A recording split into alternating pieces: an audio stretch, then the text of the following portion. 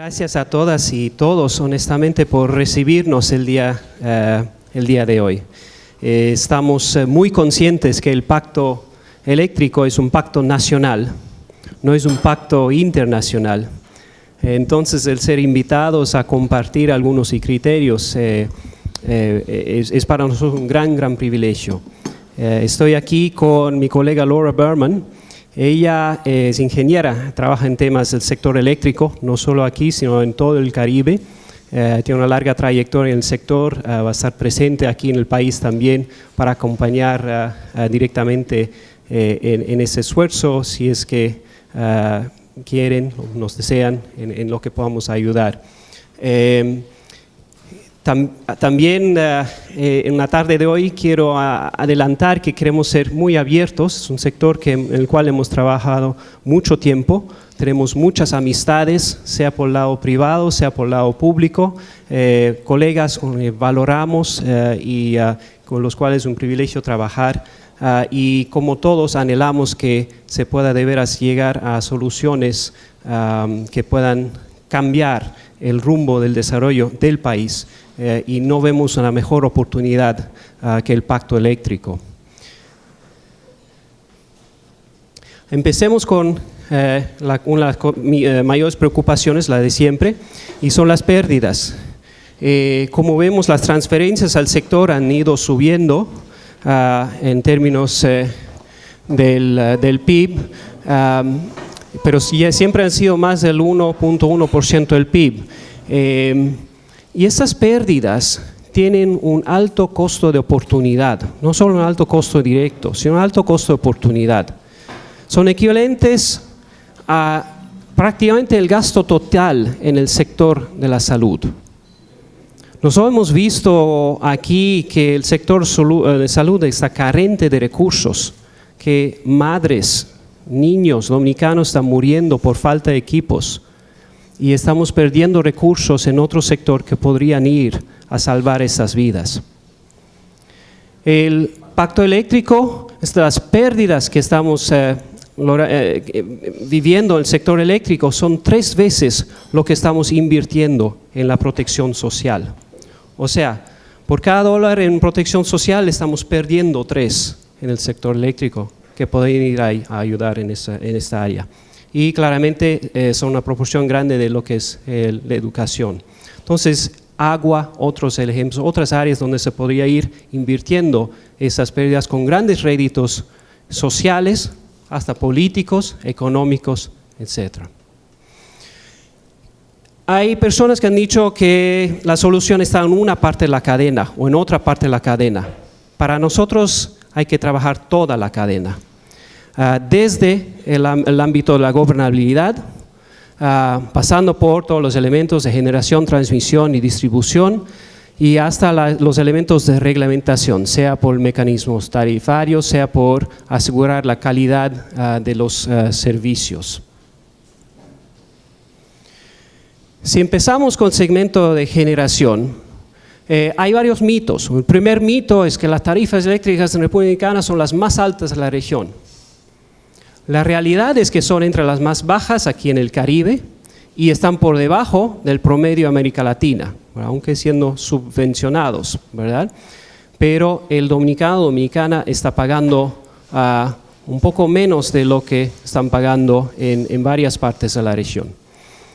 El segundo mito, la matriz de generación de República Dominicana no está diversificada. Aquí vemos, no sé si podemos apuntar. Aquí eso es petróleo en todo el resto del Caribe. Aquí está la República Dominicana y se ve que la matriz está bastante más diversificada que la de muchos de los vecinos. Ahora, una dificultad es que esa diversificación real en la generación no se refleja del todo en los contratos. Así es que, por ejemplo, en la generación, cerca de un 40% más o menos es basada en HFO, pero un 54.4, 55% es indexado en las compras del Estado al HFO. Y ese en junio de este año más bien subió a un 57%. Así es que se recomienda en la parte de generación claramente tomar la oportunidad que va a venir en 2016 con el cierre de los contratos, de pensar en cuál es la estrategia de cómo vamos a formular las alianzas públicas privadas a futuro para que ellos reflejen mejor y no haya esa discrepancia en lo que en términos de fijación de precios y la naturaleza de la producción subyacente. Y esa debería ser bajo modalidades competitivas en el 2016 que beneficien al consumidor. Ahora, la acumulación de atrasos severos en los pagos a los generadores suben el costo de la generación en el país, ¿verdad? No obstante, el incremento para subvencionar al sector hasta 1.3 mil millones de dólares y una baja del precio del petróleo, se ve un incremento en los atrasos en los pagos a las generadoras.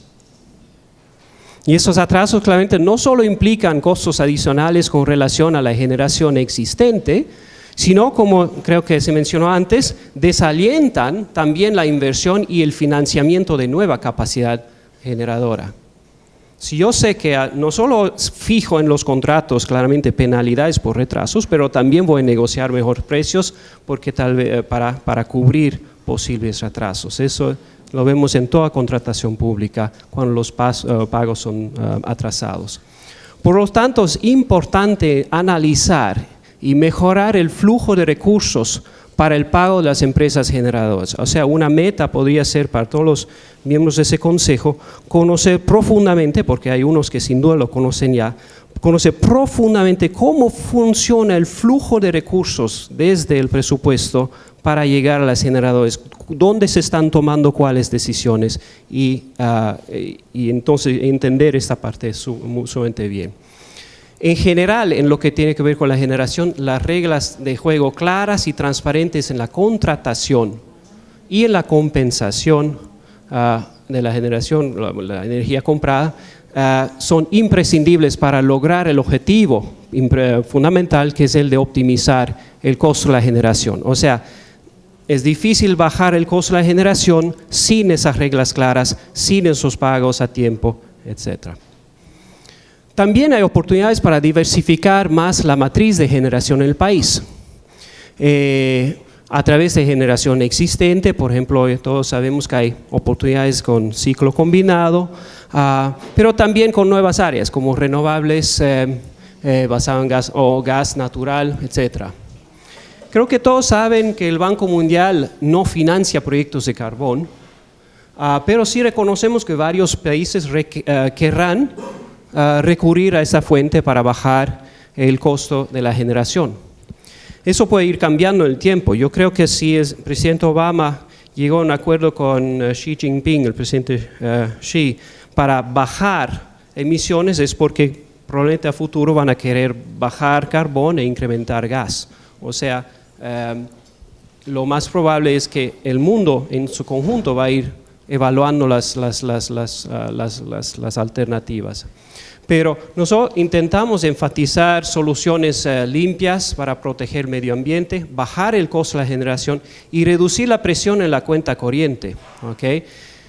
Aquí hay que importar el carbón, hay que importar el fuel. El viento llega solito, no tiene implicaciones para el cuento.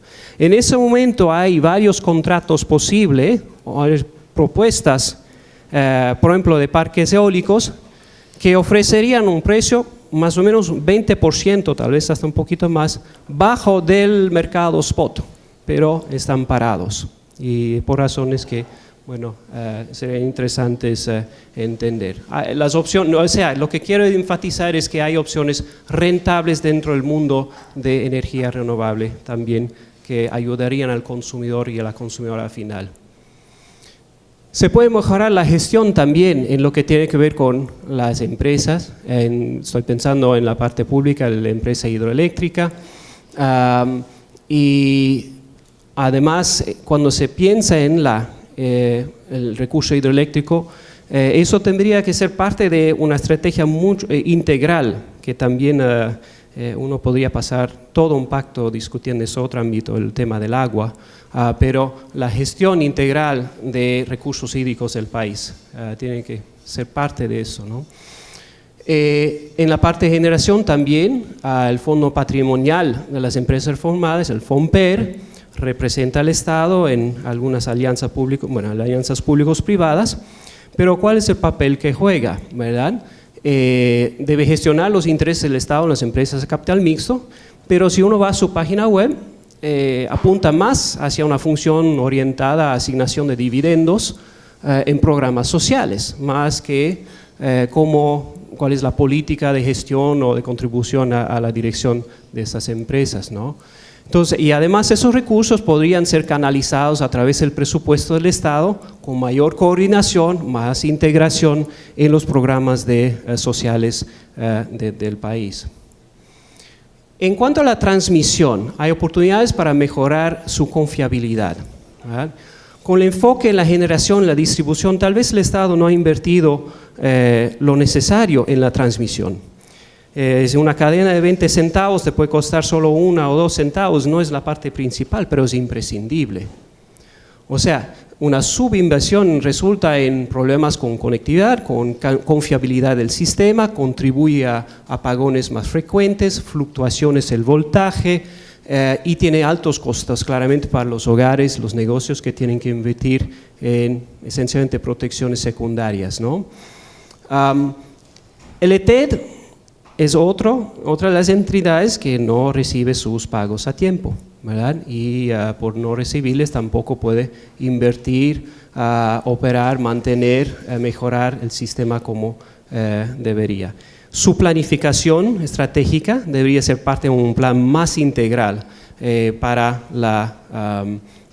el desarrollo del país. O sea, si ya se ve cuáles proyectos van en cuáles direcciones y con cuáles contrataciones abiertas, competitivas, claramente su planificación estratégica tiene que ser coordinada con eso.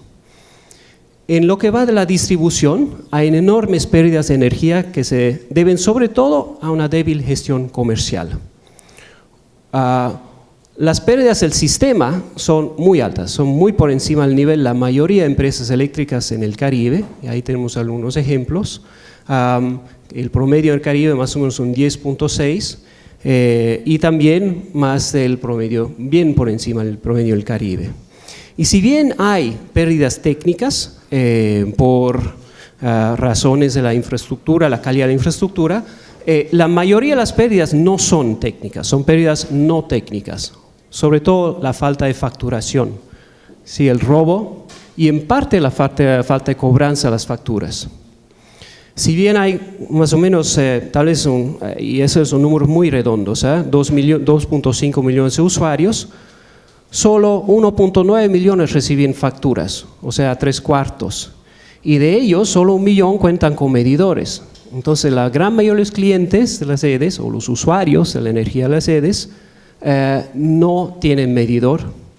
Y en algunos casos reciben facturas con montos fijos que no están relacionados claramente a su consumo y por ende tampoco incentivan el ahorro de energía. La no facturación ha llevado a un CRI que está bien por debajo del CRI en otros países de América Latina, aún con la lenta reducción de pérdidas que se ha visto en los últimos 4 o 5 años. Y claramente la situación financiera crítica de las sedes, todos sabemos, ha llevado a problemas fiscales, atrasos a las generadoras.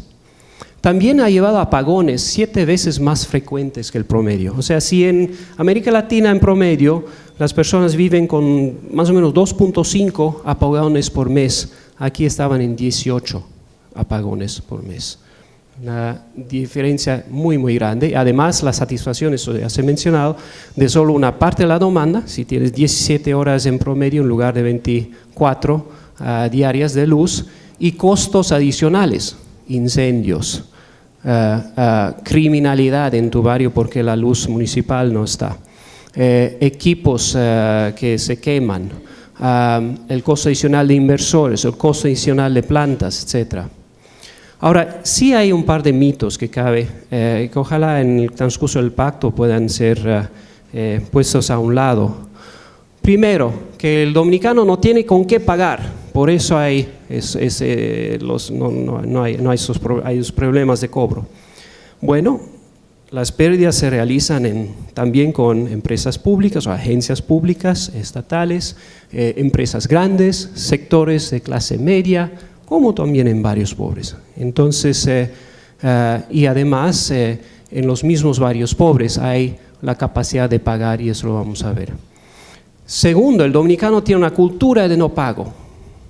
Bueno, si vamos al este del país, encontramos que hay unos 18,000 clientes a SPEM, las pérdidas están 5.25, excluyendo los hoteles también, las comunidades que viven alrededor, tal vez trabajando, están pagando, y están pagando una luz que cuesta 30% más de lo que sus familiares pagan en las redes de las sedes. Pero las pérdidas, si uno va al Manguito, la misma cosa. Si uno va a Cristo Rey, donde hemos intervenido, vamos a ver, ahí también hay reducciones en una parte del Cristo Rey tan grandes y un servicio de luz 24 horas, tanto que otras partes de Cristo Rey han estado protestando para estar dentro del proyecto. Protestando para estar dentro del proyecto, o sea, protestando para poder pagar luz, para tener luz. Y también los mecanismos de prepago. Donde hay mecanismos de prepago, la gente paga, la tasa de recuperación es de un 100%. Y cuando se facturan a los dominicanos y a las dominicanas, se recupera el 96% de lo facturado. Eso no es una cultura de no pago. Hay que trabajar en la facturación, ¿verdad? En lo que tiene que ver también, vemos la parte del lado empresarial. La baja calidad de servicios eléctricos minan la competitividad de las empresas y el crecimiento del país. Si vemos, según una encuesta de Business Enterprise Survey, le llamamos, le preguntabas a los empresarios, a las empresarias dominicanas, ¿cuál es su problema más grande? Corrupción, tercer lugar. Disculpen. Impuestos, segundo lugar. Primer lugar, electricidad. Disculpen. Un servicio eléctrico confiable es imprescindible para la competitividad y el crecimiento económico con equidad. La República Dominicana se ubica en lugar casi 120, 119 de 189 países. Toma 82 días para obtener una conexión. Eres empresario, estableces una nueva empresa, 3 meses solo esperando a que llegue la luz. Comparado, bueno, con el promedio también elevado en América Latina, ¿verdad? Pero además tiene un costo que es casi 3 veces el ingreso por persona, ¿verdad? Esta razón de 277 en los países OCDE es más cerca a un 76 y no un 277%. La mitad de las empresas tienen un generador respaldo implicando gastos privados que después hay que pasarles a los precios.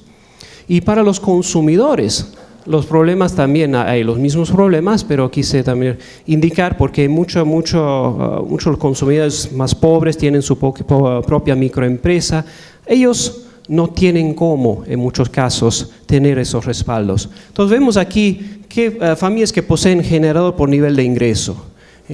Si eres del quintil más rico, 6 de 10 tiene.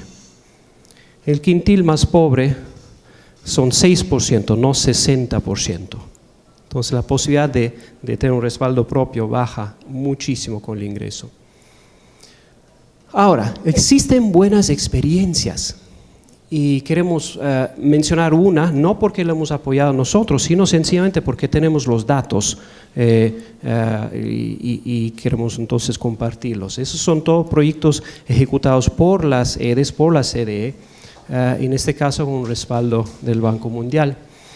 Un proyecto se lanzó un programa de acercamiento a las comunidades y un plan de manejo social, combinado con un programa de luz 24 horas. O sea, ya se ha mencionado, creo oímos, si no se recibe luz, no hay ganas de pagar, ¿verdad? Entonces, y habían sectores donde los funcionarios, los trabajadores, las trabajadoras de las sedes ni siquiera podían entrar en el barrio. Entonces empezaron enviando colegas sociales, agentes sociales, para hablando con líderes y lideresas comunitarias Y de ahí entonces explicándoles una modalidad esencialmente de ponerse de acuerdo, pagar a altos niveles, recibir una rehabilitación de sus redes y luz 24 horas. Hemos hecho, dado seguimiento a eso, disculpen, y la satisfacción se multiplicó enormemente. En varias partes de EDS se dobló o hasta incrementó 6 veces el número de clientes satisfechos con la ED. En 4 veces en el norte o 4 o 5 veces en el sur también. El proyecto brindó luz a 24 horas con una fuerte reducción de pérdidas a 100.000 clientes. 100.000 es bastante poco todavía con 2.5 millones. Pero, bueno, excediendo en este caso la mesa, el retorno. Vale la pena invertir en eso. El retorno económico del proyecto alcanza un 63%. O sea, ¿cuántos proyectos conocemos que tienen un retorno tan alto?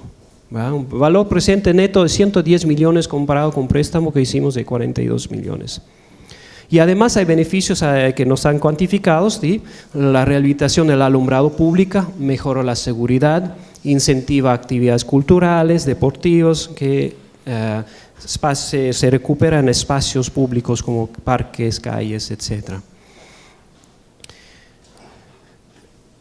Hay una fuente de generación que es baratísima y sigue el dicho de Benjamin Franklin, ¿no? A penny saved is a penny earned, o sea, un centavo ahorrado es un centavo ganado.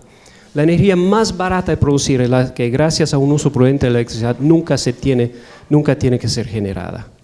Entonces, trabajar en el ahorro eléctrico es una manera pero muy importante de ahorrar el costo de la generación. Es un problema no solo en República Dominicana, sino honestamente en toda la región. La cuarta parte del consumo podría ser eliminado en América Latina a través de medidas de eficiencia energética y hay resultados de estudios parecidos para el Caribe en general. Y hay en varias áreas, no es un sector, estamos hablando de hoteles, turismo, minería, residencial, gobierno, sectores de transporte, hay varias opciones para todos. Y eso podría ser un elemento muy interesante del pacto, cómo incentivar esos ahorros. Son ahorros para el país. Ahora, quiero agradecer a la CDE para este gráfico. Ahí se estaba mencionando, comparando tarifas, pero tenemos que poner en la mesa también claramente el tema tarifario. El precio medio de venta está muy por debajo de la tarifa indexada, ocasionando subvenciones, transferencias presupuestarias. Ahora, una cosa que es muy importante es que imaginemos que venga Dominion Virginia Power o alguien así a reemplazar a las EDES en la gestión. Con la estructura de costos que tienen, se reducen, se eliminan todas las pérdidas no técnicas. ¿Podríamos eliminar esa subvención, esa diferencia entre el precio promedio y la tarifa indexada? O sea, ¿podríamos eliminar la necesidad de una subvención? La respuesta es no. Estamos viendo unas soluciones para bajar el costo de la generación. ¿Podemos eliminar esa subvención bajando el costo de la generación? La respuesta es no. Habrá que subir, si se quiere eliminar la subvención, habrá que subir la tarifa un poco. Claramente es una pregunta de cuándo, ¿no? Nosotros en el Banco Mundial no estamos contra subvenciones, quiero hacerlo muy claramente, no es que decimos que no hay que tener subvenciones. La pregunta es, ¿quién la recibe? ¿Verdad? ¿Deberían ir a los más pobres, por ejemplo, a través de un bono luz? ¿O deberían ir más a los que más consumen, porque más consumes, más recibes?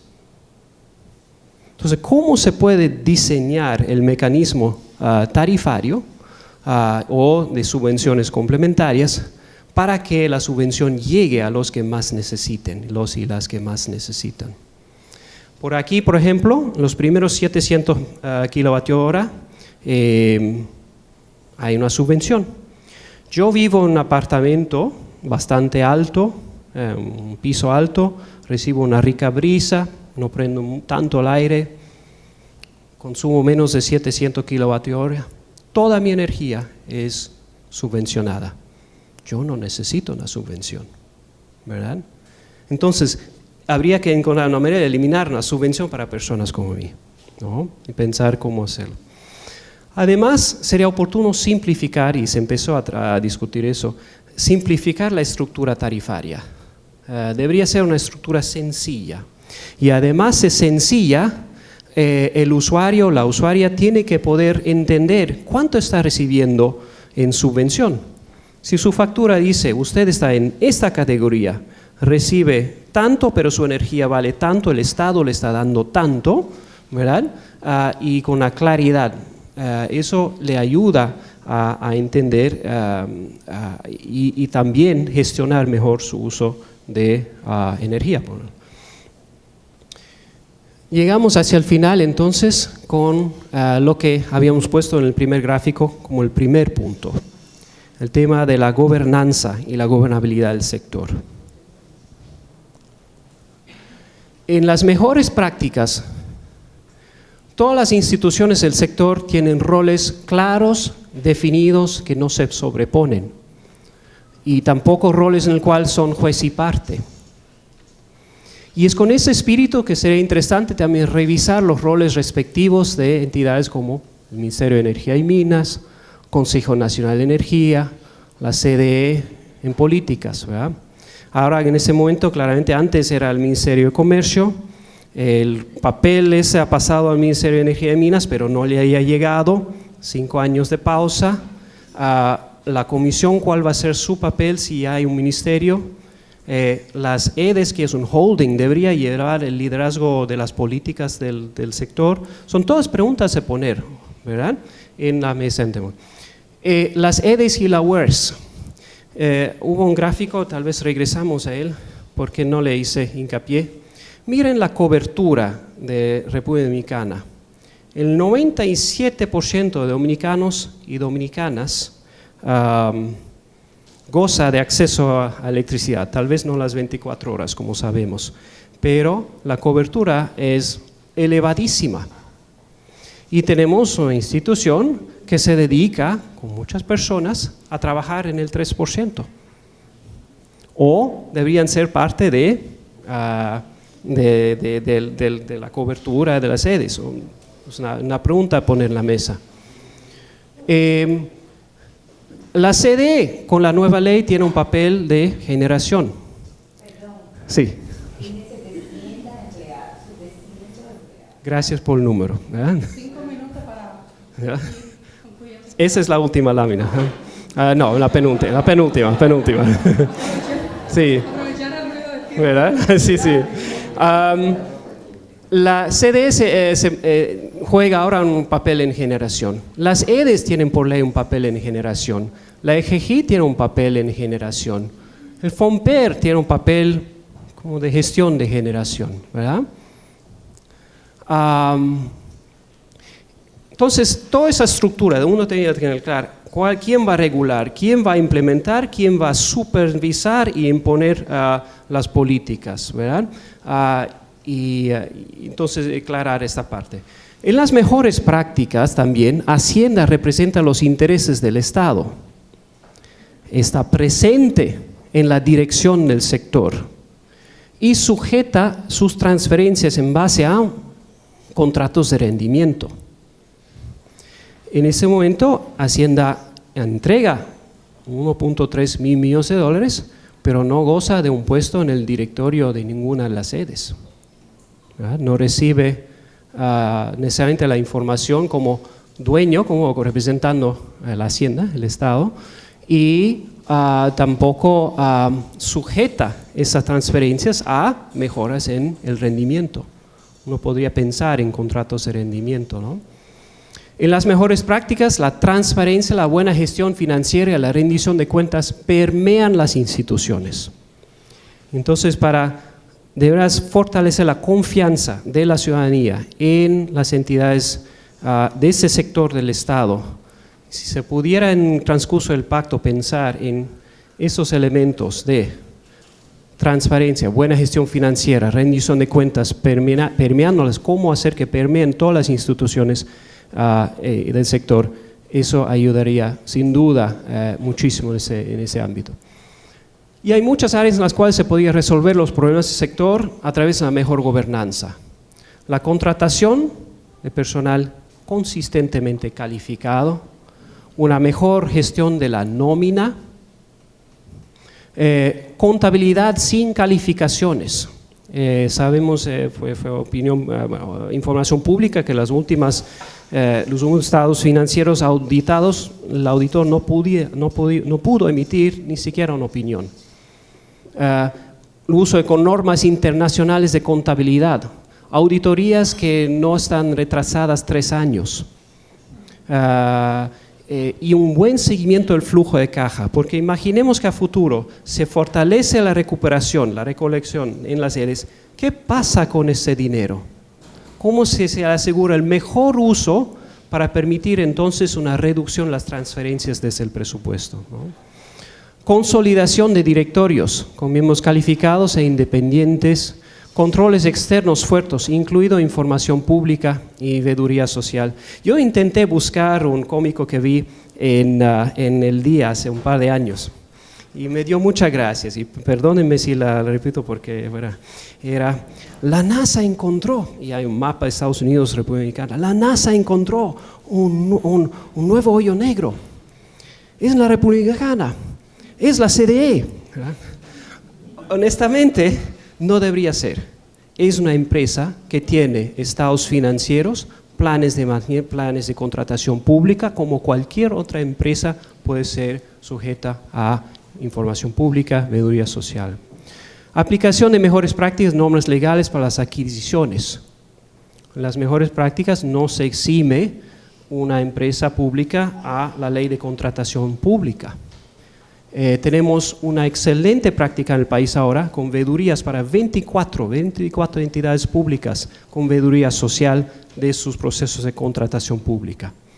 ¿Por qué no pasar tal vez a 25 e incluir las EDES y la CDE? Gestión de desempeño y organización de empresas por red con rendición de cuentas. O sea, en lugar de tener un funcionario que va a estar chequeando ese micrófono y ese otro, y otro va a tener este botón y este botón, ¿verdad? Se pone un equipo para este y un equipo para ese, una persona responsable, y se dice, ¿por qué no está funcionando el tuyo? O sea, organizarse para rendir cuentas. Es una reestructuración interna de la estructura, ¿no? En algunos casos. Así es que cerrando, un mito, los problemas del sector son demasiado complejos para resolver. La realidad, muchos otros países de la región ya han resuelto los mismos problemas. Y no hay razón por la cual República Dominicana no puede hacerlo. Es una cuestión fundamentalmente de voluntad política. Ahora, la voluntad política no es de una persona. Honestamente es de todos y todas aquí presentes, como algunos, muchos que no están presentes. Pero sí es el liderazgo, si quieren político, de voluntad. Ese es el espacio en el que podrás nacer definitivamente para resolver el problema. El Pacto Eléctrico ofrece entonces un espacio para construir alianzas por promover el cambio de una manera mucho más plural y abierta de las decisiones que se toman normalmente, pero esa apertura también requerirá un proceso de información para que todos los actores puedan contribuir efectivamente. Hay unos que viven del sector eléctrico, unos que viven con el sector eléctrico, ¿verdad? Pero no tienen la misma, sufren, ¿verdad? Que no tiene, y no todos gozan de la misma información. Entonces, una sugerencia que hacemos con mucho tino es que si se pudiera dedicar un tiempo en esa parte inicial del pacto para que todos y todos los actores del CES, como también los otros y las otras invitadas, el propio presidente en su decreto, puedan recibir mucha información, entender bien cómo funciona el sector antes de llegar a las mesas de trabajo. Eso sería una excelente inversión. La solución no vendrá desde afuera. Toda solución depende de una decisión nacional y de una implementación nacional, una voluntad nacional. Pero un buen pacto eléctrico que se implementa con compromiso puede transformar el futuro de este país. Muchas gracias.